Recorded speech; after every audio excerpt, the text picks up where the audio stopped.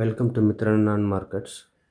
So நம்ம இன்றைக்கி இந்த சேனலில் என்ன பார்க்க போகிறோன்னா நிஃப்டி 50 மார்க்கெட்டோட ஓவரால் அப்டேட்டு.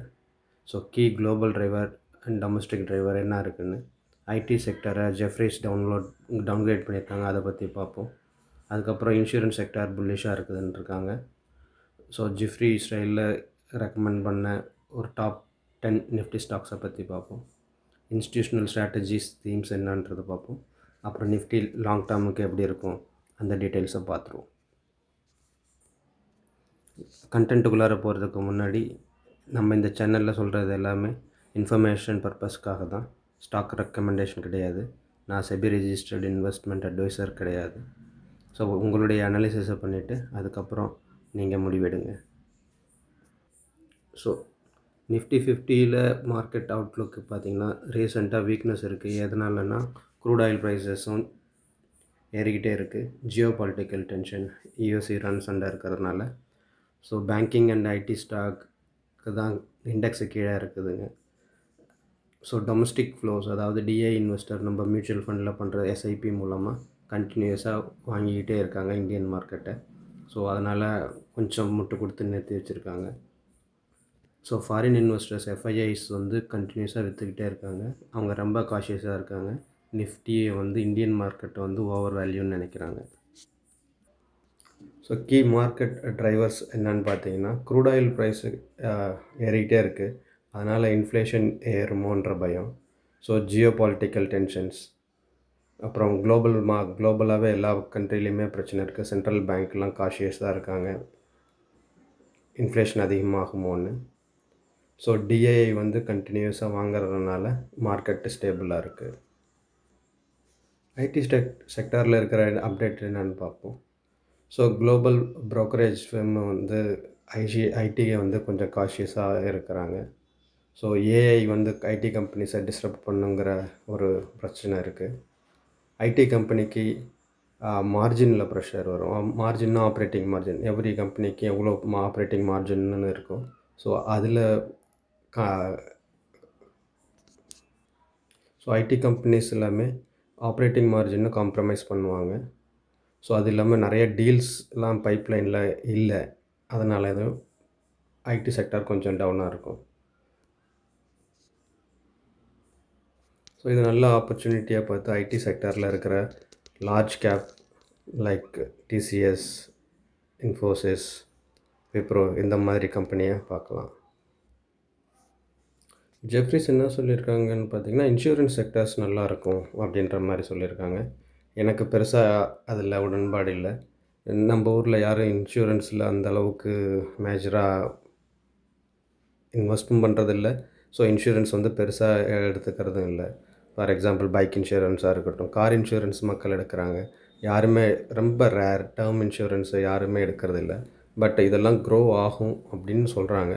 பட் இது ரொம்ப லாங் டேர்ம், ஒரு 10 இயர்ஸ் 15 இயர்ஸில் வேணால் யூஎஸில் இருக்கிற மாதிரி எல்லாருமே டேர்ம் இன்சூரன்ஸ் எடுப்பாங்க, மெடிக்கல் இன்சூரன்ஸ் எடுப்பாங்க, எல்லாமே பண்ணுவாங்க. பட் இப்பொழுதைக்கு ஷார்ட் டேர்மில் ஒரு நெக்ஸ்ட்டு 3 to 5 இயர்ஸில் இன்சூரன்ஸ் செக்டார் நல்லா இருக்குன்ற மாதிரி ஜெஃப்ரீஸ் சொல்கிறாங்க. பட் என்னுடைய வியூ அது இல்லை. So top sectors to watch next week அப்படின்னு பார்த்தீங்கன்னா, banking and financial, telecom industry, infrastructures, so insurance and then energy sectors. So எந்தெந்த செக்டார் ப்ரெஷரை ஃபேஸ் பண்ணிக்கிட்டு இருக்குன்னா, ஐடியா பியூஎஸ்ஆ because of AI. So global demand slow டவுனாக இருக்கிறதுனால. ஸோ ஜெஃப்ரி இந்த மாதிரி கம்பெனிஸ்லாம் ரெக்கமெண்ட் பண்ணுவாங்க. ஸோ ரிலையன்ஸ் இண்டஸ்ட்ரி, ஏன்னா இப்போ oil prices going down, industry கொஞ்சம் பிரச்சனையில் இருக்கும்பொழுது ரிலையன்ஸ் இண்டஸ்ட்ரியை வாங்கலாம். ஸோ பாரதி ஏர்டெல் நல்லாயிருக்கும். டேட்டா சென்டர்ஸில் அவங்க நிறையா இன்வெஸ்ட் பண்ண போகிறாங்க. அதே நேரத்தில் மிட்டல் அவருடைய சக்ஸன்ஸ் பார்த்துக்கிட்டு இருக்காரு. ஸோ அதில் இன்வெஸ்ட் பண்ணலாம். ஆக்சிஸ் பேங்க், ஐசிஐசிஐ பேங்க் கொஞ்சம் ஓவர் வேல்யூட், பட் அவங்களுடைய க்ரோத் நல்லாயிருக்கும் அப்படிங்கிற மாதிரி சொல்கிறாங்க. ஸோ எம்என்எம் ஒரு ஹோல்டிங் கம்பெனி, அதில் எவ்வளோ கடன் இருக்குன்றது தெரியாது, பட் வாங்கலாம். எம்என்எம்மில் நிறையா ஆப்பர்ச்சுனிட்டிஸ் இருக்குது. L and T and Hindustan Unilever, Hindustan Unilever இந்தியாவில் வாங்குறதுக்கு நீங்கள் ஐஎன்டிஏ மணி ஆப் மூலமாக யூனிலீவரை வந்து யூஎஸில் வாங்கலாம். அது வந்து ஒரு நல்ல இதுவாக இருக்கும். ஓஎன்ஜிசி நல்ல டிவிடெண்ட் கொடுப்பாங்க. அவங்களுடைய ப்ரைஸ் இப்போ வந்து கொஞ்சம் ஹை ஆகிடுச்சு, டேலி ஆகிடுச்சு. So wait for some correction, அதுக்கப்புறம் வாங்கலாம். நெக்ஸ்ட்டு ஃபைனலாக பஜாஜ் ஃபைனான்ஸ் ஸ்டாக்ஸ் கொடுத்துருக்காங்க. ஸோ டாப் கன்விக்ஷனாக அவங்க எது நினைக்கிறாங்கன்னா Reliance industry, Bharat Airtel and ICICI bank. So reasons வந்து ரிலையன்ஸ் இண்டஸ்ட்ரி வந்து டிஜிட்டல் எனர்ஜி அண்ட் க்ரோத் இருக்குன்னு நினைக்கிறாங்க. Bharat Airtel telecom pricing power, அவங்க 2 பேர் தான், Jio and Airtel. So duopoly இருக்கிறதுனால இவங்க நல்லா இருப்பாங்க.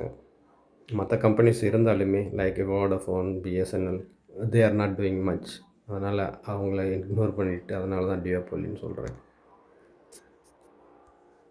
ஸோ பெரிய இன்ஸ்டியூஷன்லாம் எப்படி பார்க்குறாங்க அப்படின்னா, ஸோ ஃபினான்ஷியல் எப்படி க்ரோ ஆகும்னா, ஏர்னிங்ஸ் க்ரோ ஆனால் தான் அவங்களுடைய கம்பெனியோட ஃபினான்ஷியல்ஸ் க்ரோ ஆகும். எல்லா இன்ஃப்ராஸ்ட்ரக்சர் கம்பெனியும் கேபிட்டல் எக்ஸ்பெண்டிச்சர்ஸுக்கு ரெடியாக இருக்காங்க. ஸோ டெலிகாம் டிமாண்ட் அதிகமாகிட்டு இருக்கு, எனர்ஜி டிமாண்ட் அதிகமாகிட்டு இருக்கு. So commodities like crude oil இதெல்லாமே கொஞ்சம் சைக்கிளிக்கலாக இருக்கிறதுனால அதோடைய டிமாண்டும் நல்லாயிருக்கும். ஸோ லாங் டேர்ம் மார்க்கெட் அவுட்லுக்னு பார்த்திங்கன்னா ஜெஃப்ரீஸ் வந்து பாசிட்டிவாக தான் இருக்காங்க. ஸோ டொமஸ்டிக் ஃப்ளோ கரெக்டாக இருக்கிறதுனால, கரெக்டாக அவங்க டிஐஐஸ் வந்து வயா மியூச்சுவல் ஃபண்ட்ஸ் இன்வெஸ்ட் பண்ணிகிட்டு இருக்கிறதுனால மார்க்கெட் கொஞ்சம் ஸ்ட்ராங்காகவே இருக்கும், அதாவது சப்போர்ட்டில் இருக்கும். It will not go drastically down. ஒரு 18,000 20,000 அந்த ரேஞ்சுக்கெல்லாம் போகவே போகாது.